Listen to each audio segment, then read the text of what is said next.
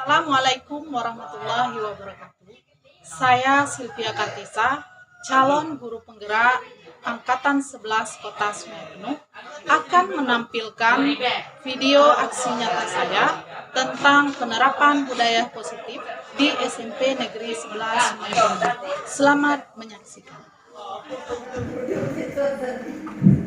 Baik, Assalamualaikum warahmatullahi wabarakatuh. Alhamdulillahirrabbilalamin. Assalatu wassalamu ala asrofil anbiya'i wal mursalin wa ala alihi wa sahbihi rasulillahi ajma'in. Amma ba'd.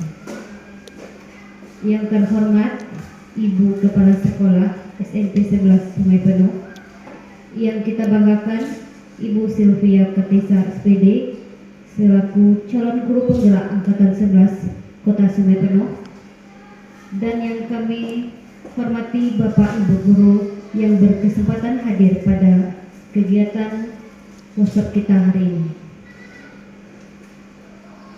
Baiklah, pertama sekali acara sambutan dari Kepala Sekolah SMP 11 Sungai Penuh kepada Ibu kami persilakan.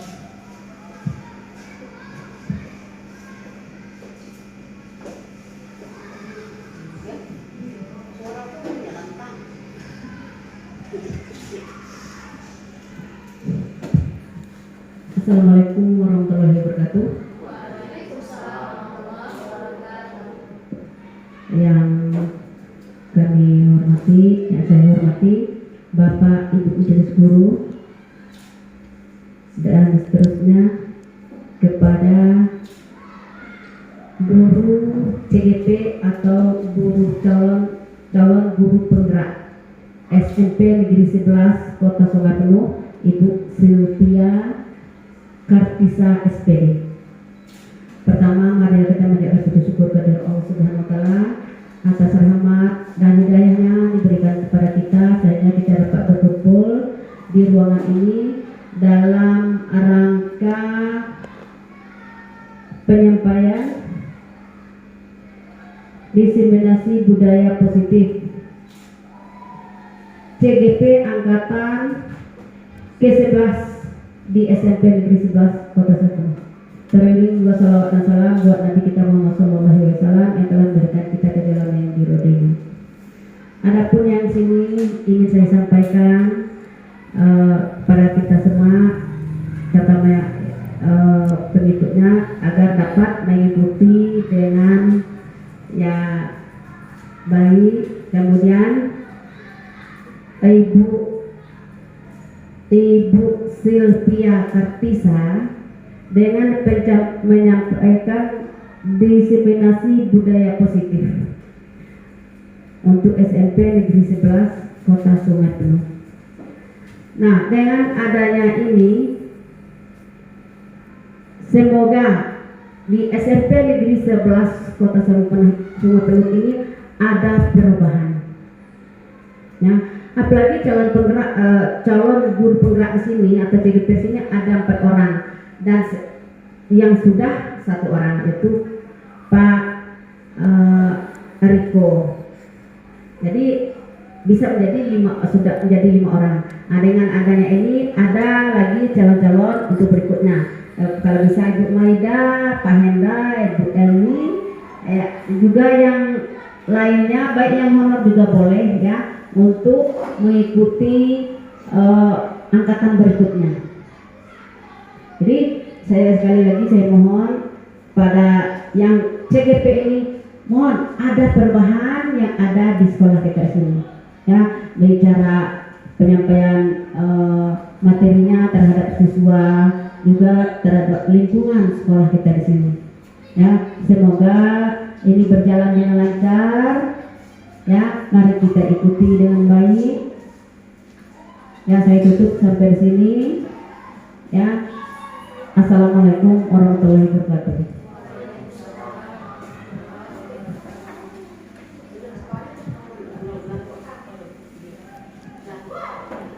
Baik, terima kasih kepada Ibu Kepala Sekolah.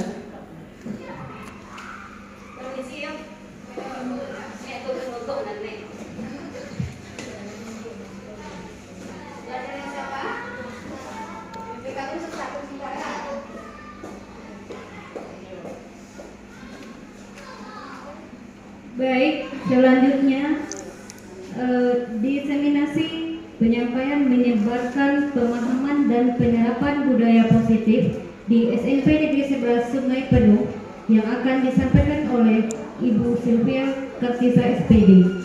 Kami persilakan.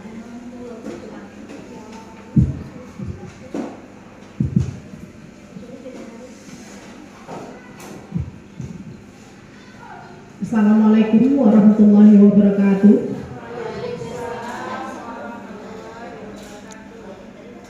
Baik, bismillahirrahmanirrahim. Alhamdulillahirabbil alamin. Assalatu wassalamu ala asrofil anbiya'i wal mursalin wa ala alihi wa sahbihi ajma'in, amma ba'du. Segala puji bagi Allah Tuhan semesta alam yang telah memberi kita nikmat kesehatan serta nikmat kesempatan sehingga kita bisa hadir pada kegiatan siang hari ini.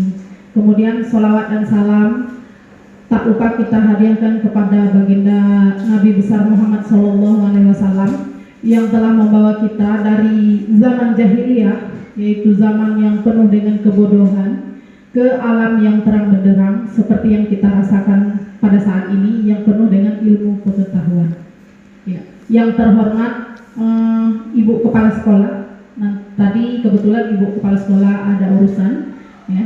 Kemudian yang terhormat Ibu-ibu CGP Angkatan 11 Kota Sungai Penuh, yaitu Ibu Eli Sunarti, kemudian ada Ibu Eka Afriana, kemudian ada Ibu Elvira.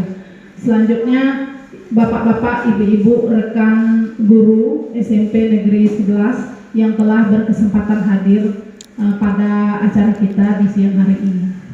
Ya.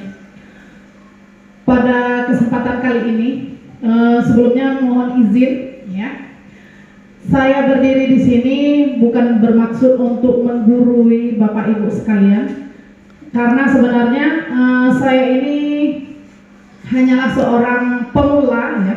Di sini sudah banyak senior-senior saya, jadi tidak sepantasnya saya menggurui. Di sini saya berdiri cuma ingin menyampaikan sedikit ilmu yang telah saya dapatkan pada kegiatan saya yang sedang saya laksanakan, yaitu pendidikan guru penggerak Kota Sungai Penuh. Oke, sebelum saya ke materi pada hari ini, ya, materi kita tentang menyebarkan pemahaman dan penerapan budaya positif di SMP Negeri 11 Sungai Penuh. Ya. Di sini saya sedikit memperkenalkan diri, mengulang, ya, mana tahu ada Bapak Ibu di sini yang lupa atau melupakan saya. Ya, ya, nama saya Sylvia Kartisa SPD. Saya adalah guru penggerak, calon guru penggerak Angkatan 11 Kota Sungai Penuh. Bukan guru penggeraknya, ya, tapi masih ada C-nya di depan. Calon, ya, bisa jadi berhasil atau bisa jadi gagal. Jadi mudah-mudahan, saya berharap Bapak Ibu semua mendoakan saya agar bisa berhasil untuk mengikuti pendidikan guru penggerak. Saya di sini di SMP Negeri 11 Sungai Penuh mengajar mata pelajaran matematika. Ya. Baik Bapak Ibu, di sini sudah bisa fokus atau belum dengan materi yang akan kita pelajari hari ini? Di sini sudah banyak materi-materi yang menanti kita, ya. Nah, sebelumnya saya ingin menguji dulu apakah Bapak Ibu di sini sudah fokus atau tidak. Di sini saya perlu melihat, ya, tingkat fokus Bapak Ibu, apakah sudah bisa menghadirkan bukan cuma raganya saja, tetapi jiwanya juga harus hadir di sini. Jadi nantinya diharapkan pembelajaran ini, apa-apa yang kita dapatkan di sini bisa kita terapkan di sekolah tercinta kita ini, ya. Oke, di sini saya izin duduk. Ini ada sebuah, istilahnya sebuah pertanyaan atau sebuah teka-teki, ya Bapak Ibu, ya. Nanti Bapak Ibu diharapkan bisa menjawab dengan cepat, Ya, dari teka-teki yang sudah saya utarakan. Coba. Pada suatu hari telah terjadi kebakaran pada 3 buah rumah. Rumah yang pertama terbuat dari batu. Kemudian rumah yang kedua terbuat dari besi. Rumah yang ketiga terbuat dari kayu. Jadi ada berapa Bapak Ibu rumahnya yang terbakar tadi? 3. Apa-apa saja tadi? Batu, besi, kayu. 3 rumah ya Bapak Ibu ya, harus diingat. Ada 3, ada terbuat dari batu, kemudian terbuat dari besi, kemudian terbuat dari kayu. Pertanyaannya, rumah yang mana yang terlebih dahulu akan diselamatkan atau akan diselamatkan oleh ambulan? Rumah yang mana Bu? Bu Eli? Enggak ada. Iya, berarti kalau Ibu Eli tadi ada katanya rumah dari kayu yang terlebih dahulu diselamatkan. Tentu punya alasan Bu Eli. Kenapa rumah dari kayu? Karena terbuat dari kayu jadi mudah terbakar. Kalau batu sama besi bisa terbakar Bu? Bisa juga terbakar, habis kan? Tapi membutuhkan waktu yang lama ya. Oke, kalau jawaban dari Ibu Riza tadi, nah berarti ada perbedaan ya. Bu Riza tadi jawabannya apa? Itu ada mic ya? Tidak ada yang diselamatkan. Tidak ada yang diselamatkan dikarenakan ambulan tidak menyelamatkan untuk kebakaran. Yang menyelamatkan kebakaran itu damkar. Iya. Ambulan itu. Iya, berarti Ibu Riza dari tadi memperhatikan pertanyaan saya. Kalau ibu-ibu semua ada yang enggak? Dari pertanyaan tadi, saya memang mengatakan bahwa ada 3 rumah yang terbakar. Iya, benar. Kalau seandainya damkar yang menyelamatkan, maka betullah jawaban dari Ibu Eli, karena kayu itu mudah terbakar. Jadi itu yang pertama kali diselamatkan. Namun kita kembali lagi fokus kita ke pertanyaan. Pertanyaannya itu, rumah yang pertama kali diselamatkan oleh ambulan. Iya, rumahnya ya. Untuk apa ambulan membawa rumah yang terbakar ya Bu ya? Kecuali saya menanyakan yang seperti apa Bu? Korbannya baru dibawa sama ambulan ya Bu Elia. Oke, terima kasih. Ya. Iya, pikiran banyak. Oke. Jam siang waktunya makan siang. Ya, waktunya bobo ya. Iya. Baik Bu, tidak panjang-panjang, kita usahakan sejam itu udah selesai ya Bapak Ibu ya. Jadi setelah 1 jam itu Bapak Ibu bisa bobok manis ya, bobok cantik di rumah ya. Oke, kita mulai saja. Mana judulnya tadi, Ibu moderator? Iya, di sini Bapak Ibu, saya mau menyebarkan pemahaman dan penerapan budaya positif di SMP Negeri 11 Sungai Penuh. Oke, slide keduanya Bapak, ya Ibu. Oke, konsep inti budaya positif. Di sini perlu kita garis bawahi bahwa menjadi seorang guru yang baik, ya, kita tentunya punya harapan untuk anak didik kita ke depannya seperti apa. Tentunya kita ingin siswa kita itu adalah siswa yang memiliki ilmu pengetahuan dan mampu menerapkan ilmu pengetahuan dan teknologi. Ya, di sini seorang guru dituntut harus mampu menerapkan konsep inti yang ada di sini, yaitu konsep inti budaya positif. Di antaranya ada 8 di sini. Ada perubahan paradigma belajar, kemudian disiplin positif, kemudian nilai-nilai kebajikan, kemudian kebutuhan dasar manusia, kemudian ada yang namanya motivasi perilaku manusia, ada yang namanya posisi kontrol guru, kemudian ada yang namanya keyakinan kelas, sama segitiga restitusi. Di sini bukan segitiga prostitusi, tapi segitiga restitusi. Ya, jangan disalahartikan Bapak Ibu ya, bukan segitiga prostitusi, tapi segitiga restitusi namanya. Nah, di sini saya mau bertanya dulu, di antara kedelapan konsep inti tadi, yang mana yang asing di telinga Bapak Ibu?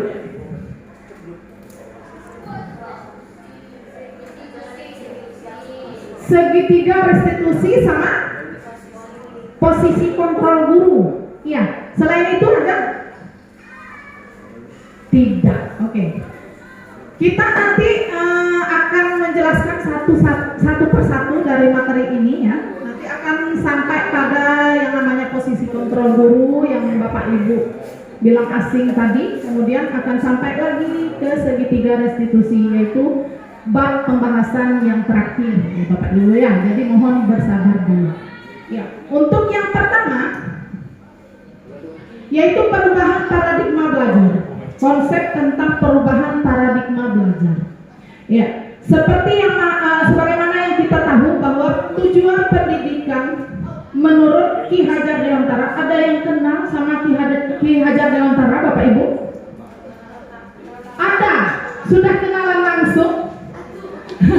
Datuk ya, Datuk Pendidikan Nasional ya, Bapak Pendidikan Nasional kita Ki Hajar Dewantara. Tujuan pendidikan itu adalah menuntun segala kodrat yang ada pada anak-anak agar mereka dapat mencapai keselamatan dan kebahagiaan yang setinggi-tingginya, baik sebagai manusia maupun sebagai anggota masyarakat.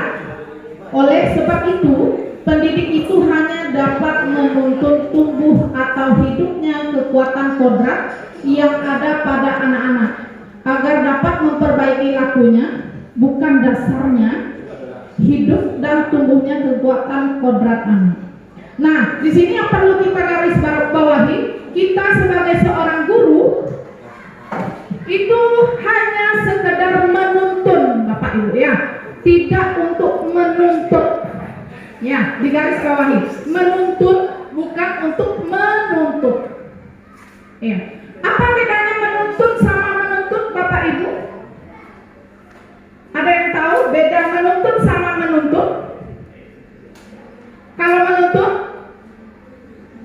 membimbing, iya, mengarahkan. Kalau menuntut mengharapkan ada sesuatu, artinya memaksakan sesuatu. Jadi beda antara menuntun sama menuntut itu jauh ya Bapak Ibu ya. Jadi di sini Bapak Pendidikan Nasional kita itu menyampaikan bahwa tujuan pendidikan itu hanya sekedar menuntun. Artinya kita membimbing anak didik kita agar menuju cita-cita yang ia inginkan, seperti itu. Nah, Bapak Ki Hajar Dewantara Ki Hajar Dewantara itu mengasumsikan guru itu adalah seorang petani atau tukang kebun, Bapak Ibu. Jadi petani itu misalnya dan siswa itu adalah tumbuhannya. Kita misalkan saja siswa itu adalah sebuah tanaman padi. Ya.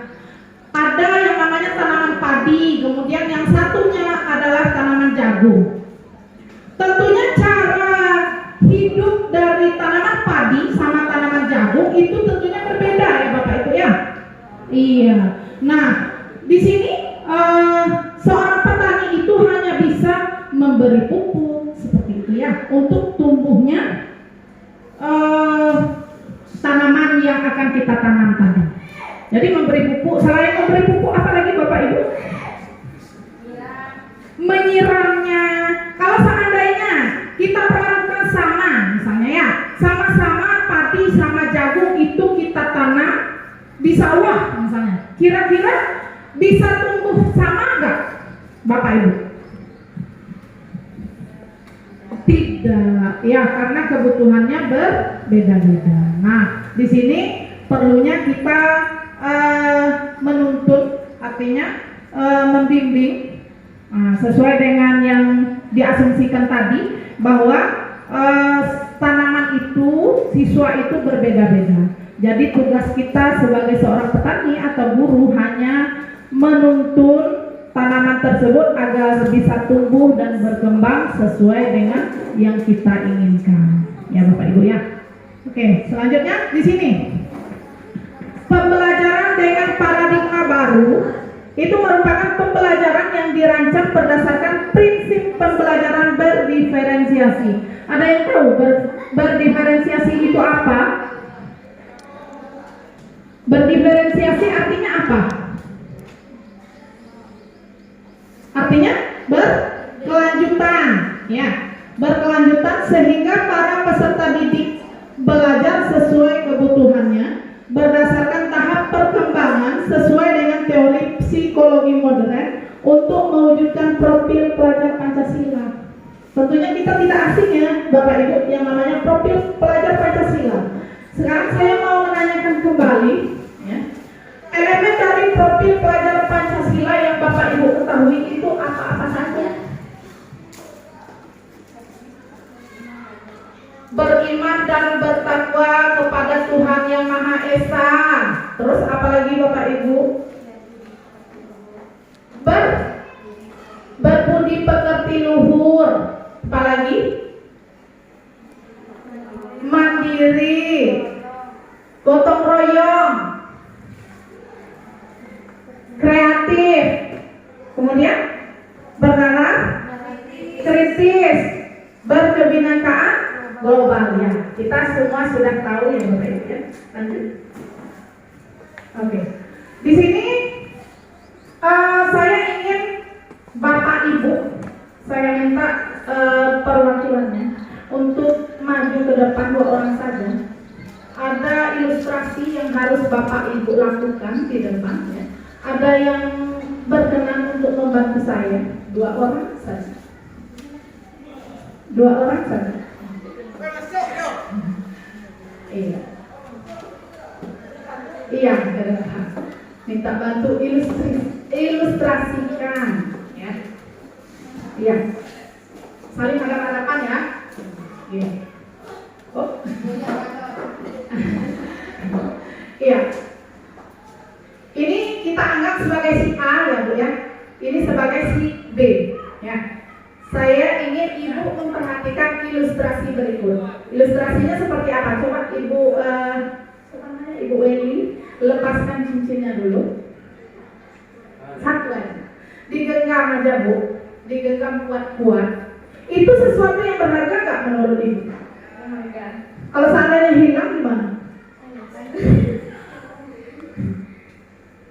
Iya, apa kalau hilang takut gitu ya? Takut. Minta ganti nggak? Minta gantinya sama saya. Iya, ini sesuatu yang berharga yang digenggaman Ibu Weli. Kita anggap ini adalah si A. Ingat ya, ini si A, ini si B. Ya. Tugas dari si A itu menggenggam barang yang berharga menurut dia. Ini terutama emas yang dipegang dia tadi ya.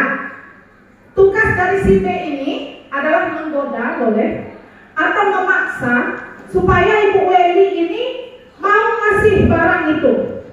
Nah, saya ingin boleh, terserah Ibu. Yang penting Ibu upayakan, tapi jangan sampai menonjok ya. Nanti dalam KDRT pula kita di sini ya Bapak Ibu ya.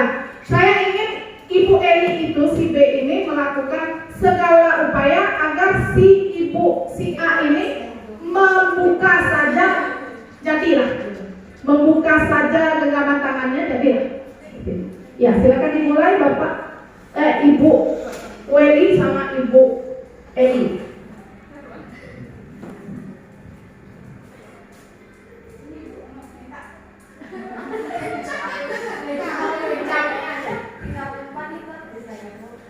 Kalau seandainya dibuka berarti boleh untuk Ibu Eli ya.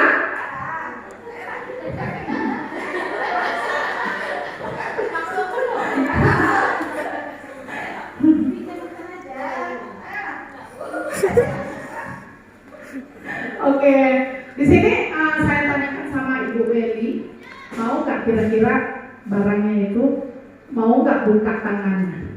Enggak. Yakin nggak? Enggak. Sampai kapanpun nggak ya? Oke. Nah, dari ilustrasi tadi kita nampak bahwa Ibu Weli ini, si A ini tidak mau, bagaimanapun caranya, nggak mau membuka tangan tadi. Ya. Jadi yang saya tanyakan, apakah si A atau si B yang sebagai siswa? Ini ada kaitannya dengan guru sama siswa. Jadi menurut Bapak Ibu, yang sebagai siswa itu si A atau si B? Si A. Yang lain? Coba Bapak Ibu, tadi kan nampak ilustrasinya seperti apa? Kalau Ibu Eli, si A atau si B? Si A. Ibu ya? Si A juga. Ada yang berbeda? Ada yang bilang ini si B yang sebagai siswa? Sepakat semua si A? Iya. Alasannya boleh tahu Ibu ya? Ya, karena kayaknya yang meminta tadi kan biasanya yang lebih maksudnya yang di atas atau yang lebih tua yang meminta tadi. Boleh nggak? Kira-kira anak kecil, kita ibaratkan anak kecil nih, minta permen, itu kan lebih kecil statusnya. Minta permen. Oh, itu mungkin konteksnya beda. Konteksnya beda. Iya. Nah, di sini jadi kita sepakat sama-sama bahwa yang si A ini ya, si A sebagai siswa. Iya, terima kasih dulu Bu. Oke. Ya, si A itu adalah sebagai siswa, sedangkan si B itu adalah sebagai guru. Ya, alasannya kenapa? Karena yang memegang kontrol di sini yang si A atau si B? Yang memegang kontrol? Si A. Iya. Yang memegang kontrol itu adalah si A. Nah, kita ke sini Bu. Ya, yang tadi Ibu Eli, yang tadi. Iya. Miskonsepsi atau kesalahan informasi yang kita dapatkan tentang makna kontrol. Kita tahu tadi bahwa si A itu adalah yang memegang kontrol ya. Mau membuka atau enggak. Si perayu ini cuma sekedar orang luar gitu ya, yang berusaha membujuk boleh, merayu boleh, ngasih istilahnya barter atau tukaran itu juga boleh, sampai dengan yang kriminal, memaksa gitu ya. Nah, ilusi yang tadi merupakan guru mengontrol murid. Jadi sebenarnya bukan guru yang mengontrol murid, tapi murid itu sendiri yang mengontrol dirinya sendiri. Sama seperti yang dilakukan Ibu Eli tadi. Ya, yang mengontrol itu bukan Ibu Eli, tapi Ibu Weli sendiri mau melepas atau tidak. Ya, kemudian ilusi bahwa semua penguatan positif itu efektif dan bermanfaat. Ya, sama seperti misalnya kita yang dilakukan Ibu Eli tadi, dibujuknya, ya, dirayunya dengan cara halus dulu, enggak juga mempan, nah gitu ya. Kemudian sampai dengan sini, memaksa gitu ya, itu sebenarnya tidak lebih efektif. Ya, Bapak Ibu ya. Kemudian ilusi bahwa kritik dan membuat orang merasa bersalah dapat menguatkan karakter. Contohnya seperti sampai nangis-nangis, tolonglah Ibu Weli, saya terlilit hutang gitu ya. Nah itu sebenarnya tidak memberikan efek kepada Ibu Weli selaku yang memegang barang tadi untuk bersedia melepaskan dengan ikhlas gitu Bapak Ibu. Ya. Kemudian yang terakhir yang dikatakan Ibu Ian Songni tadi, ilusi bahwa orang dewasa itu memiliki hak untuk memaksa. Sebenarnya kita bisa memaksa, cuman efeknya itu nggak akan berdampak dalam jangka waktu panjang seperti itu ya Bapak Ibu ya. Bisa jadi karena dia lebih kecil tadi, ya, lebih muda, kekuatannya itu kalah. Bisa jadi Ibu Eli ini bisa ngambil, tapi nggak terakhir dari memberi. Nah, gitu juga dengan kita seorang guru ya terhadap siswa kita bisa saja memaksa siswa kita, kamu harus bisa pelajaran ini. Tapi kalau memang benar-benar bukan dari hatinya, itu nggak akan membuat pembelajaran itu bermakna. Seperti itu ya, Bapak Ibu. Kemudian selanjutnya, disiplin positif. Apa yang tergambar di pikiran Bapak Ibu tentang disiplin itu apa sih? Apa itu disiplin? Disiplin itu tata tertib, iya. Disiplin itu aturan, ya, aturan yang mengatur. Oke. Di sini disiplin positif untuk yang pertama, disiplin positif merupakan suatu cara penerapan disiplin yang mengajarkan anak bertanggung jawab dan menumbuhkan kesadaran diri berdasarkan nilai-nilai kebajikan. Jadi kita garis bawahi lagi, disiplin yang sebenarnya itu bukan disiplin yang berdasarkan dari pengaruh dari luar, ya, tapi lebih kepada pengaruh dalam diri kita sendiri, niat dari diri kita sendiri, mau disiplin atau tidak, gitu ya Bapak Ibu ya. Contohnya saja pagi tadi, waktu kita upacara, ya, kita lihat seragam anak-anak masuk ke dalam semua ya. Iya, kita bisa lihat dari sikap anak-anak itu semua berpakaian rapi ketika dibariskan di upacara. Nah, kapan kita melihat adanya disiplin dari dalam diri anak tersebut? Ketika kegiatan di sekolahnya itu sudah selesai. Contoh, pas di lokal, sering kita lihat anak-anak itu habis upacara keluar lagi bajunya ya, kadang dasinya itu diikat, ya, entah kemana-mana. Nah, berarti disiplin yang di situ yang ditunjukkan anak-anak itu berbeda-beda. Jadi kita maknai bahwa disiplin positif itu adalah disiplin yang benar-benar dari dalam diri anak itu. Dia berpakaian mulai dari pas barisan sampai dengan pulangnya seperti itu saja. Nah, itu yang namanya disiplin. Seperti itu ya Bapak Ibu. Oke. Kemudian disiplin positif lebih ke arah disiplin diri yang dapat mengontrol diri dalam melakukan segala tindakan.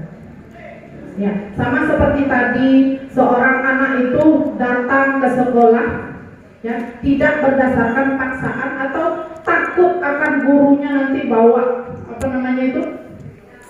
bawa kayu untuk dipukul, nah, bukan, ya seperti itu. Memang disiplin jadi anaknya datang dia tepat waktu, cuma efeknya itu tidak berlaku untuk jangka panjang Bapak Ibu. Jadi dia cuma pas Ibu Ian berdiri baru dia berlari kencang, Ibu Ian di depan pintu. Tapi ketika Ibu Ian tidak di sekolah, bagaimana? Nggak ada yang dia takuti. Jadi itu bukan merupakan disiplin yang benar-benar dari dalam diri anak-anak kita. Ya. Kemudian disiplin diri dapat membuat murid memahami dan menyadari berdasarkan motivasi internal. Nah, yang tadi ya, bukan akibat paksaan, pujian atau hukuman. Kalau saya sendiri nanya sama Ibu Ian tadi datang pagi-pagi. Motivasi Ibu Ian datang pagi-pagi itu yang mana? Apakah takut ditegur sama kepala sekolah? Enggak. Tapi karena saya piket dan takut nanti anak-anak itu belum tertib, karena waktunya kan ada jadwalnya.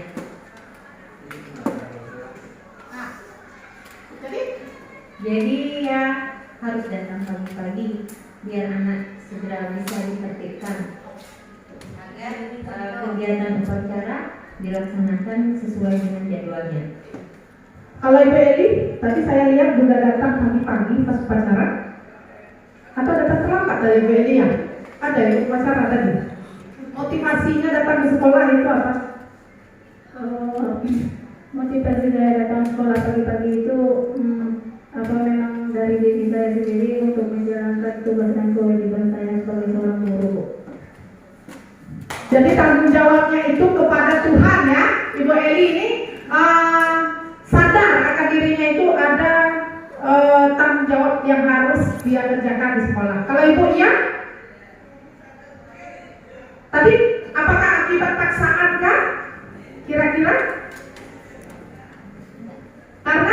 Karena piket tadi paksaan nggak?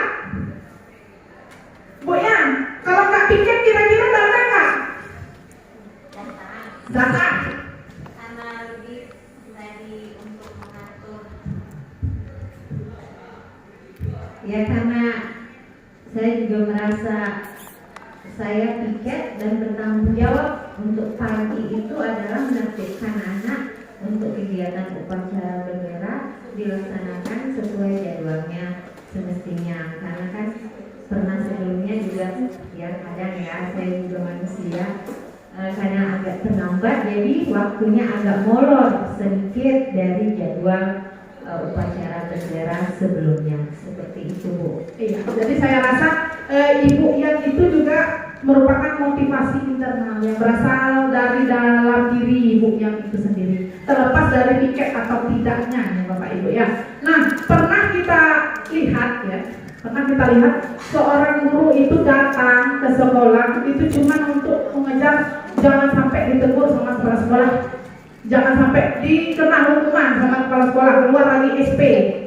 Nah, itu namanya disiplin diri yang berasal dari eksternal, jadi yang dari luar. Jadi karena adanya hukuman, jadi dia datang ke sekolah. Kemudian ada lagi kita lihat nggak munafik ya. Kita pernah ketemu yang namanya orang itu kalau dia datang pagi itu untuk mendapat pujian. Jadi ada rekan-rekannya lihat, oh itu datang pagi, gitu ya. Datang pagi, dia rajinnya, gitu ya. Ya. Walaupun itu namanya disiplin diri yang berasal dari luar, ya.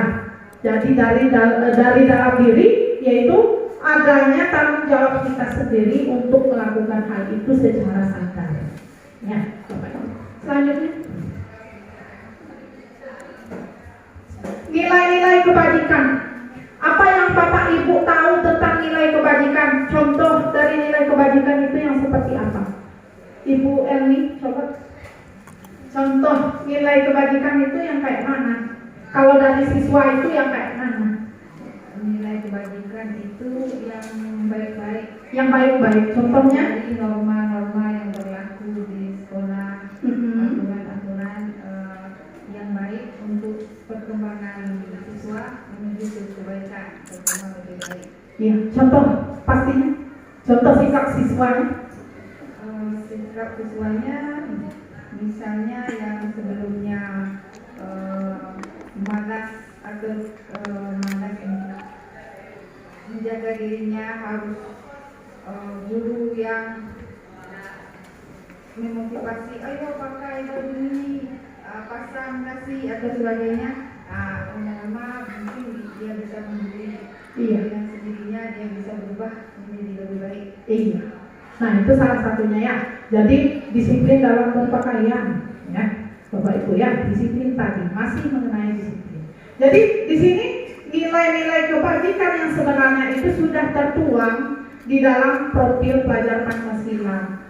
Yang pertama, beriman dan bertakwa kepada Tuhan Yang Maha Esa. Mana sikap yang ditunjukkan beriman dan bertakwa kepada Tuhan Yang Maha Esa? Contohnya saja pas di dalam lokal. Kalau kita sebelum belajar sama sesudah belajar, kita sudah membiasakan di SMP 11 itu berdoa ya. Iya Bu, Ibu, Bapak ya. Maaf, jadi kebiasaan serasa ada siswa di sini ya. Jadi sikap itu ditunjukkan dengan berdoa sebelum memulai sama sesudah memulai pembelajaran. Kemudian berakhlak mulia. Gimana contoh berakhlak mulia? Ibu Weli mau berkomentar tentang berakhlak mulianya seperti apa? Contoh akhlak mulia itu seperti apa? Baik, kalau berakhlak mulia menurut saya seperti kalau siswa bertemu dengan guru disapa, kemudian salam, kemudian siswa-siswa mengerjakan sholat tepat waktu dan sebagainya. Iya. 5S yang sudah kita terapkan di SMP 11 ya Bapak Ibu ya. Sudah kita biasakan. Nah, seperti 5S itu senyum, sabar, salam, sopan, santun. Jadi semuanya itu termasuk di dalam berakhlak mulia. Kalau ketemu guru, siswa kita alhamdulillah sudah menunjukkan sifat-sifat berakhlak mulia ya. Kalau ketemu gurunya itu disapa Pak, Bu, nah, itu termasuk dalam berakhlak mulia. Kalau berkebinekaan global, coba ibu yang di belakang contoh. Iya, Ibu Maida. Baik, terima kasih. Yang apa tadi? Berkebinekaan global. Mungkin bisa kita lihat di lingkungan sekolah kita, anak-anak yang tidak membeda-bedakan pertemuan mungkin contohnya. Jadi walaupun mereka berbeda desa, kita desa di sini ya. Jadi berbeda tempat tinggal, mungkin ada budaya-budaya yang berbeda di desa mereka masing-masing. Mereka merangkul semua teman-temannya. Mau berteman tanpa memilih-milih, oh ini desanya A, ini desanya B, kan milih-milih. Jadi anak-anak ini sudah mau berteman dan tidak membedakan teman-teman. Bagus sekali Ibu Maida. Ya betul yang dikatakan Ibu Maida ya, bahwa kita ini di sini di SMP 11 itu siswanya itu beragam. Ada yang memang asalnya dari tanah kampung, kemudian ada lagi yang berasal dari Kota Padang ya Bapak Ibu ya. Kemudian ada lagi saya lihat itu yang dari Desa Penawar. Ada lagi yang di Sipak Aro. Jadi anak-anak itu tidak mengkelompokkan diri gitu ya. Nggak ada yang namanya geng-geng. Nah itu termasuk dalam berkebinekaan global. Ya, dia berteman sama semua orang, gitu ya Bapak Ibu. Kemudian yang namanya gotong royong. Gotong royong Pak Hendra, contoh gotong royong di mana Pak Hendra? Enggak fokus. Ibu Riza, contoh gotong royong seperti apa Ibu Riza?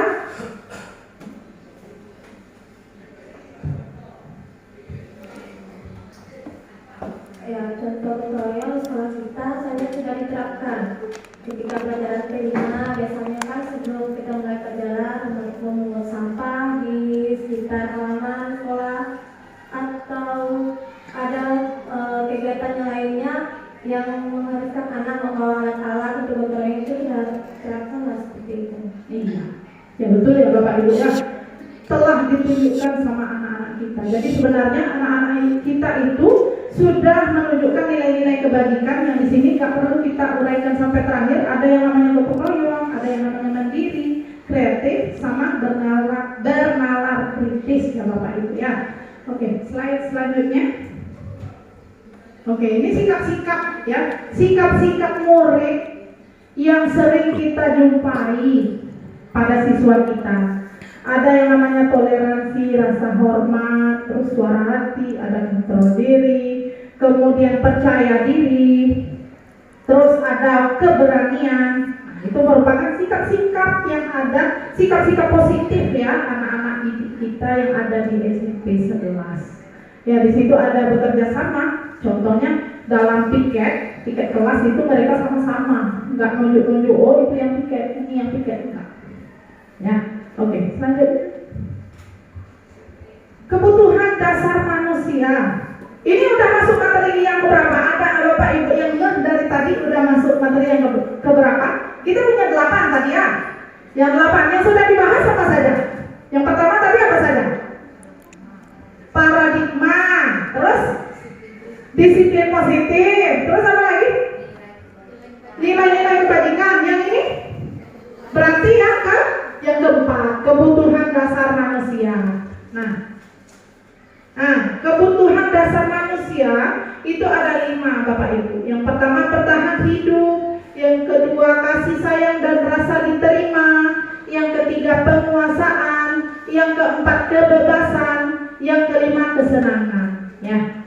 Nah, perlu Bapak Ibu ingat bahwa kalau seandainya ketemu siswa kita yang melakukan pelanggaran, itu jangan langsung dicap anak kita itu anak yang nakal, Bapak Ibu ya. Jangan langsung mendoktrin anak itu, anak ini nakal gitu ya. Jadi tentu ada alasan atau dibalik anak yang berperilaku seperti itu. Mungkin salah satu kebutuhannya tidak terpenuhi. Jadi anak-anak tersebut berusaha memenuhi kebutuhan yang tidak terpenuhi itu. Ya, Bapak Ibu ya.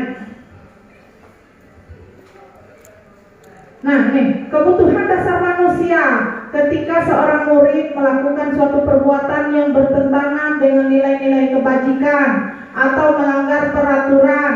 Hal itu sebenarnya dikarenakan mereka gagal memenuhi kebutuhan dasar mereka. Yang seperti yang saya katakan tadi, jangan langsung menjudge anak itu adalah anak yang nakal.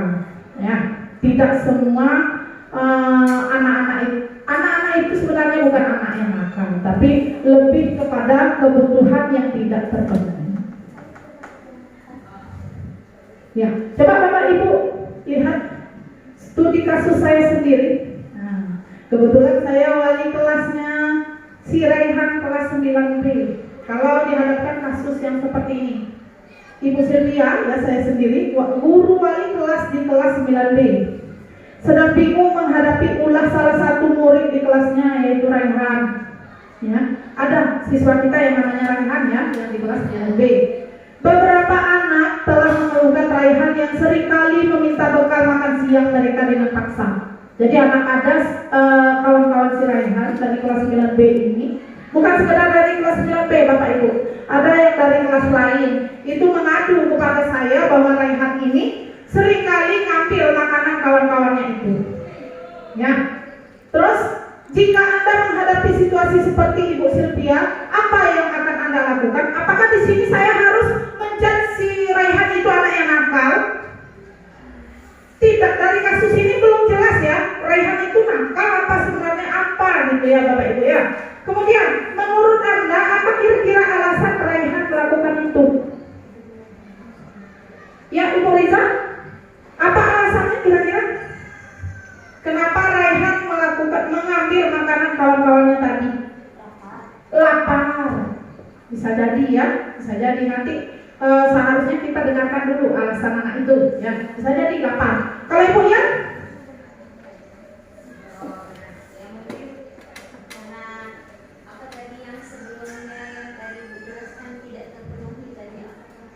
Sebelumnya Ibu moderator.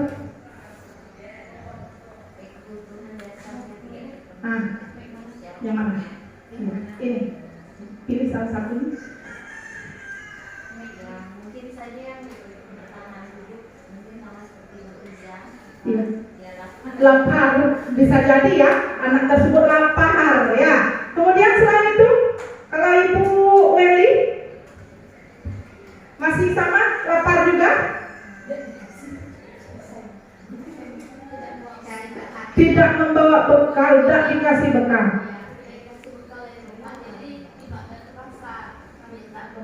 Kawannya gitu, ambil bekal kawannya.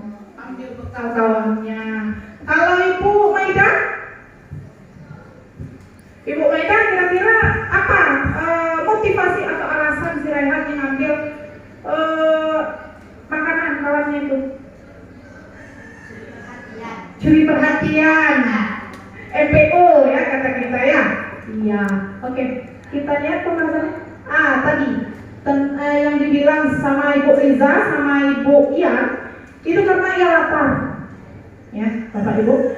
Jadi di sini misalnya si Raihan mengatakan alasannya karena ia lapar. Orang tuanya tidak menyediakan bekal makan siangnya. Jadi kebutuhan yang tidak terpenuhi yaitu kebutuhan untuk bertahan hidup. Ya, kalau dibiarkan lapar bisa jadi anak itu pingsan ya, Bapak Ibu ya.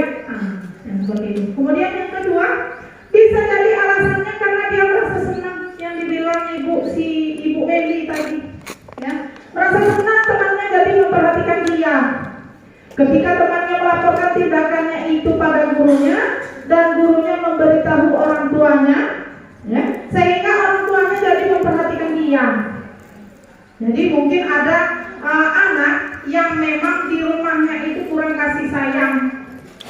Mungkin dia orang tuanya itu sibuk, jarang ketemu sama orang tuanya. Ya, anak itu tinggalnya misalnya sama nenek. Si nenek ini sudah tua, ya. Jadi di sana kebutuhan yang berusaha dia penuhi yaitu kasih sayang dan rasa diterima. Alasan ketiga si Rehan, karena temannya jadi takut dengan dia. Takut, ya. Takut di sini berhubung dengan penguasaan. Jadi dia ingin berkuasa di kelas itu. Apa-apa yang dilakukannya itu harus dibenarkan sama kawan-kawannya. Ya, seperti itu kata itu. Kemudian alasan Rehan yang keempat, karena dia merasa bosan dengan bekal makanan yang dibawakan ibunya. Ya, bisa jadi yang dikasih ibunya itu selalu ayam goreng terus. Walaupun mewah, ya, ayam kriuk lah, kayak gitu ya.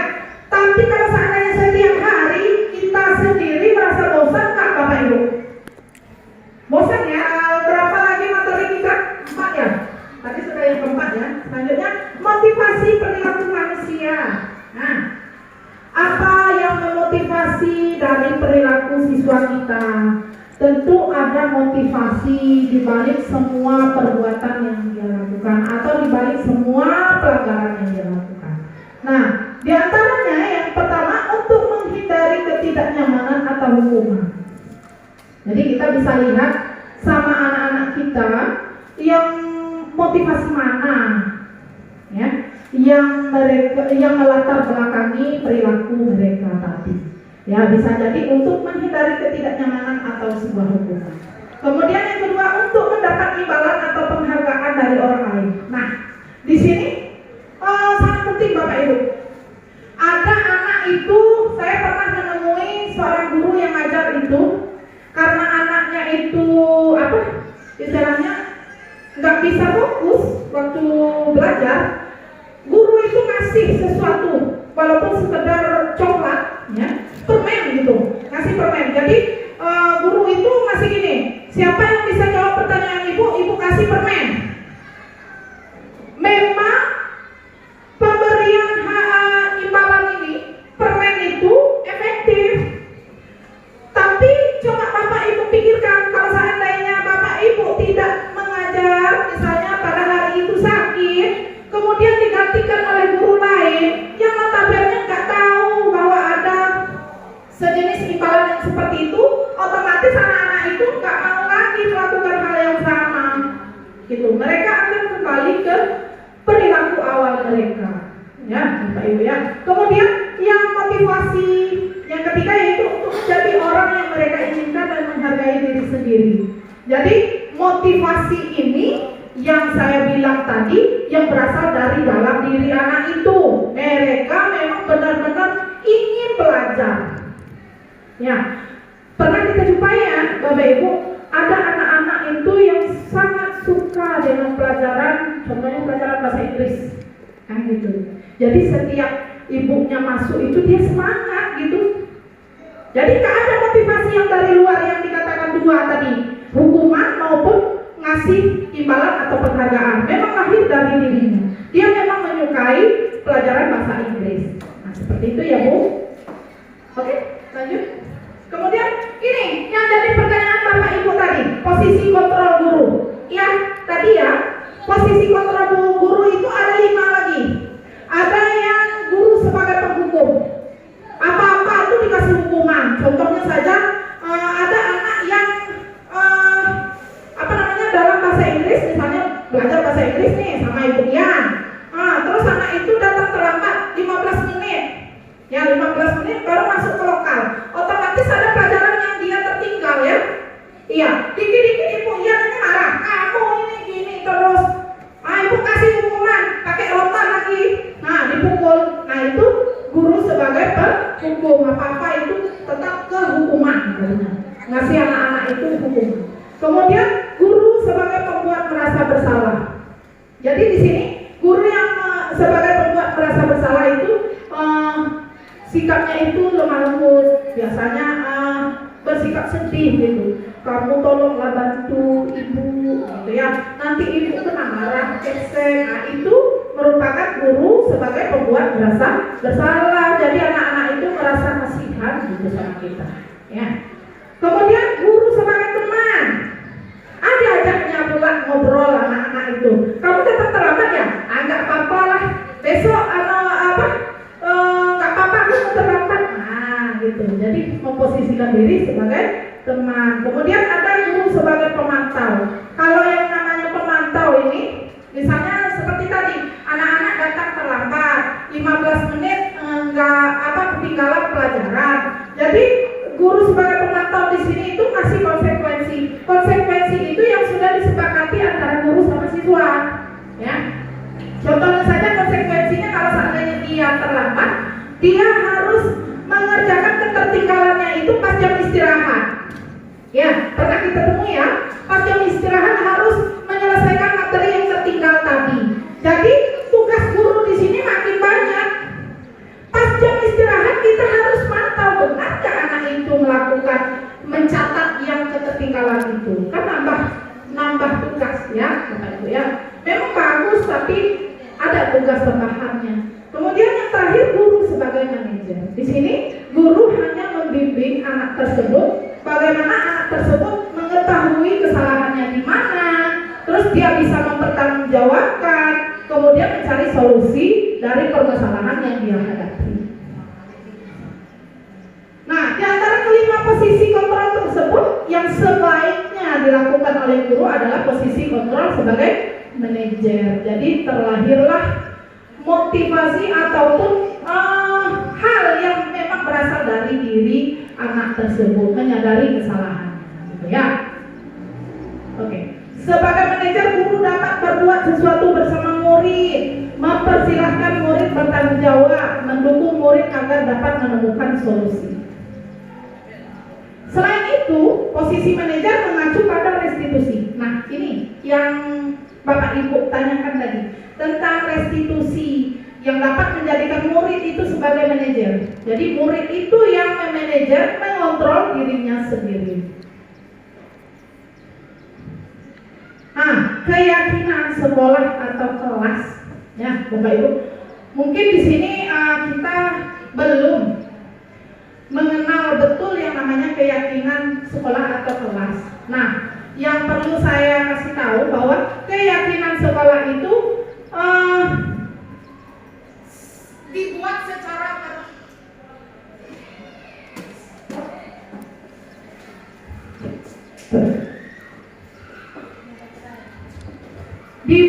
secara bersama-sama antara guru dan murid. Jadi ada kesepakatan yang didiskusikan secara bersama-sama antara guru dan murid. Kemudian keyakinan kelas atau keyakinan sekolah itu berupa pernyataan-pernyataan yang universal, yang mudah diingat dan dipahami dan harus diterapkan di lingkungan sekolah. Nah, ini yang Bapak Ibu, saya ada dokumentasi, saya membuat keyakinan kelas. Di situ anak-anak menuangkan apa-apa yang akan disepakati, kemudian menempelkannya di depan kelas, kemudian menyepakati secara bersama-sama. Ini contoh keyakinan kelas, ya Bapak Ibu. Segitiga restitusi. Oke, selanjutnya segitiga restitusi. Ada 3 langkah dalam segitiga restitusi, yaitu ada menstabilkan identitas, kemudian validasi tindakan yang salah, kemudian yang terakhir menanyakan keyakinan. Ya. Contoh kata-katanya, Bu Eli. Menstabilkan identitas dilakukan berdasarkan prinsip bahwa membuat kesalahan adalah bagian dari proses pembelajaran. Ya. Lanjut. Ya, contoh kalimatnya seperti ini. Berbuat salah itu hal yang manusiawi.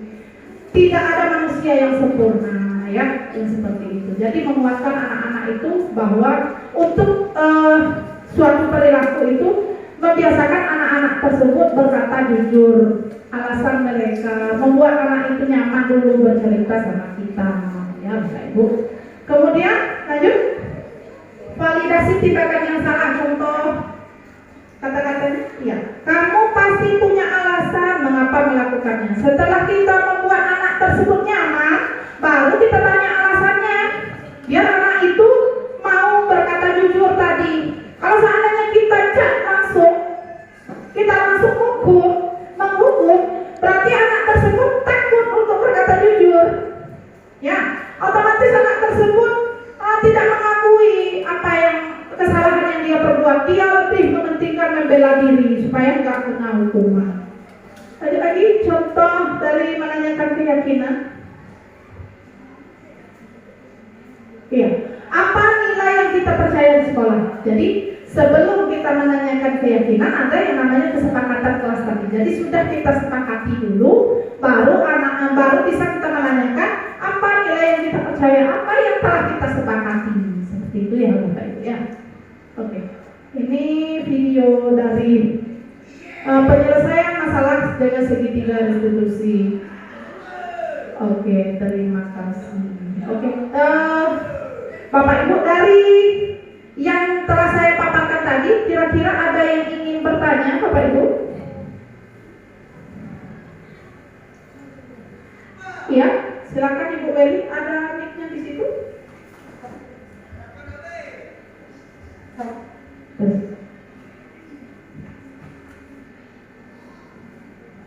Baik, Assalamualaikum warahmatullahi wabarakatuh. Sebelumnya terima kasih untuk kesempatan yang diberikan. Di sini yang ingin saya tanyakan kepada Ibu Sylvia, dari materi yang sudah dipaparkan tadi, apa sih membedakan peraturan kelas dan keyakinan kelas? Terima kasih. Iya. Saya tampung dulu 2 pertanyaan. Ada lagi yang mau bertanya? Tidak? Iya, sudah jelas semua berarti ya. Cuma ada 1 pertanyaan. Coba Ibu moderator buka tentang keyakinan kelas tadi. Bab tentang keyakinan kelas.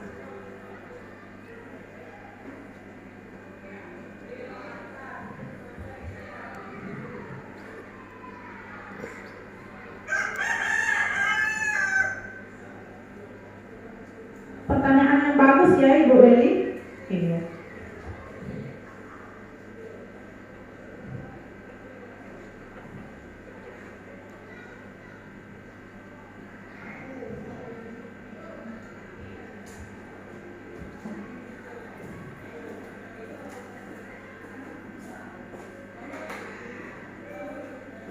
Iya, di sini. Nah, coba Bapak Ibu lihat, Bu Weli, guru berperan dalam mewujudkan terbentuknya keyakinan sekolah atau kelas dengan adanya kesepakatan antara guru dan murid. Di situ yang perlu kita garis bawahi yaitu adanya kesepakatan antara guru sama murid. Jadi yang namanya keyakinan kelas ya, atau keyakinan sekolah itu dibuat bukan berdasarkan sama pendapat kita sendiri. Ya, jadi keyakinan kelas atau keyakinan sekolah itu dibuat dengan berdiskusi antara guru sama murid itu sendiri. Sedangkan peraturan, nah contohnya saja kita peraturan memakai helm, yang buat peraturan itu siapa? Pak polisi gitu ya. Iya, jadi dibuat peraturan itu oleh sepihak. Contohnya saja di kelas, kita yang buat peraturan tidak boleh datang terlambat. Murid itu hanya menerima. Nah, itu yang namanya peraturan. Sedangkan keyakinan itu disepakati secara bersama-sama. Iya. Jadi ada istilahnya apa yang diinginkan murid kita diskusikan sama-sama seperti itu. Iya. Demikian, Bu Weli, ada lagi? Cukup. Oke. Ada lagi pertanyaan?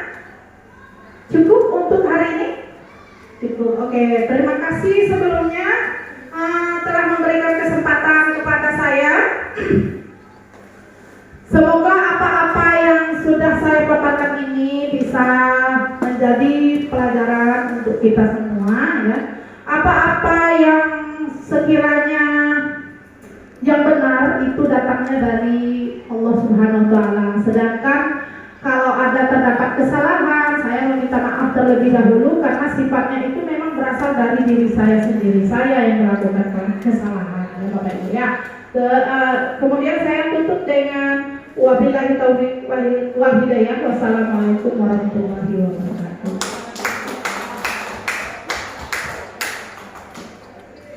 Ya, baik.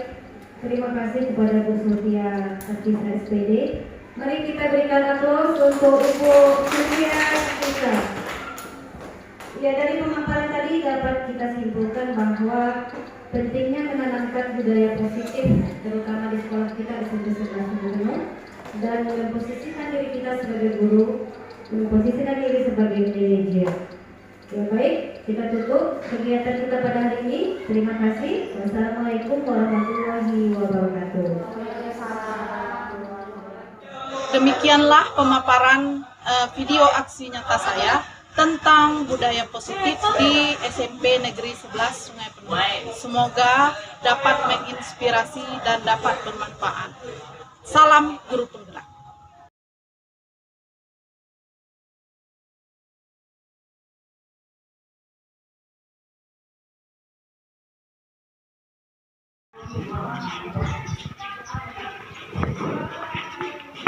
Assalamualaikum. Waalaikumsalam warahmatullahi wabarakatuh.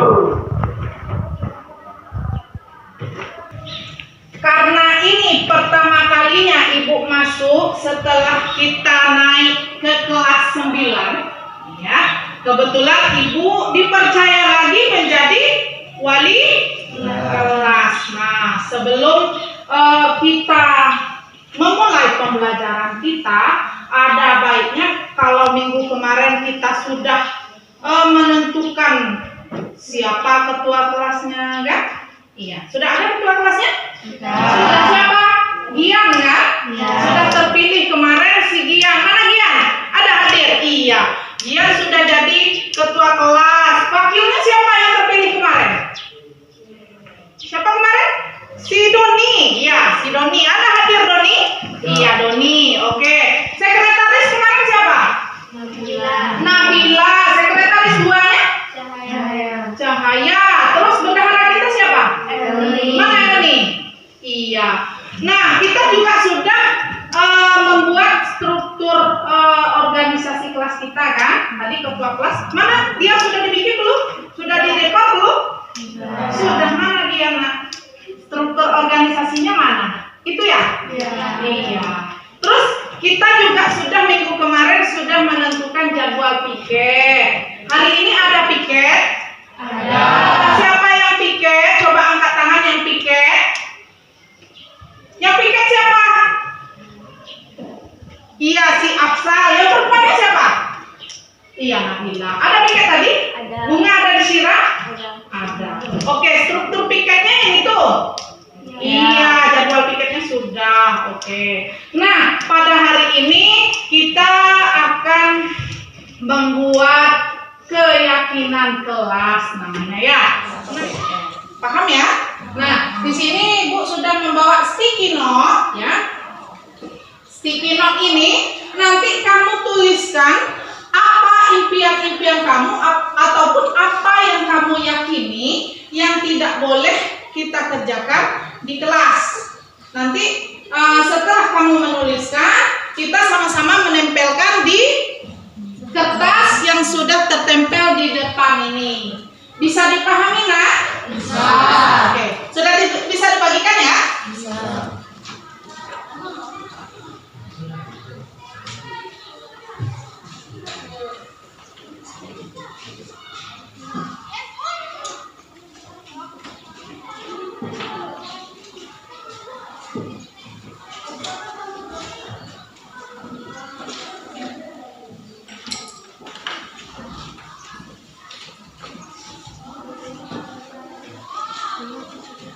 Ya, silakan bisa lanjut menuliskan.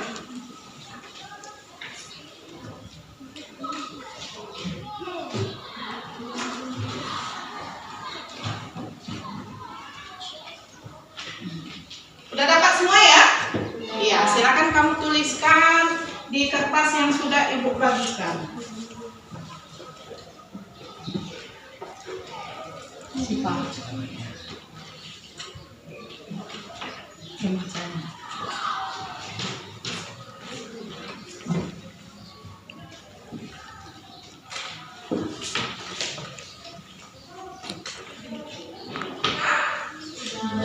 Sudah selesai semua?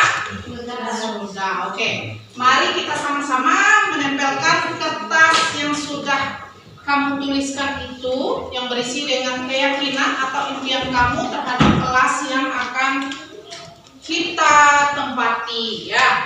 Oke, kita mulai dari mana dulu nih? Dari sebelah situ apa sini?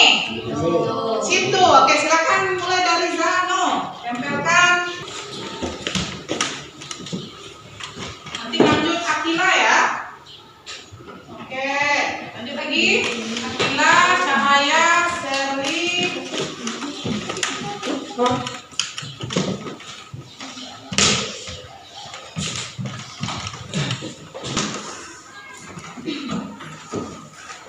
Di sini boleh dibaca ya. Nanti sama-sama kita lihat. Kalau ada semisalnya ada yang sama, berarti salah satunya kita coret ya. Jadi kalau seandainya ada yang sama atau arahnya yang sama, ya. Ya, kita baca satu-satu. Apa nih? Ini punya siapa tadi? Ibu nggak bisa baca. Ya Riko, apa nih? Aktif dalam kegiatan di sekolah. Oke. Ya. Terus lanjut lagi. Mengerjakan tugas tepat waktu dan tidak mencontek. Terus tidak boleh mengganggu teman saat belajar.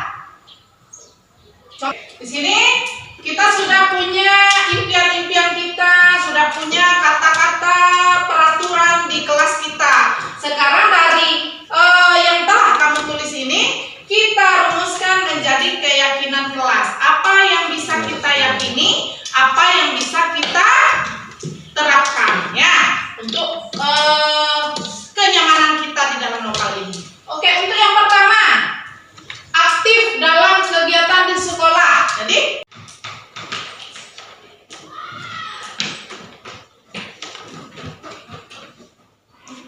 iya, dalam kegiatan di kelas. Yang kedua, mengerjakan tugas tepat waktu dan tidak mencontek.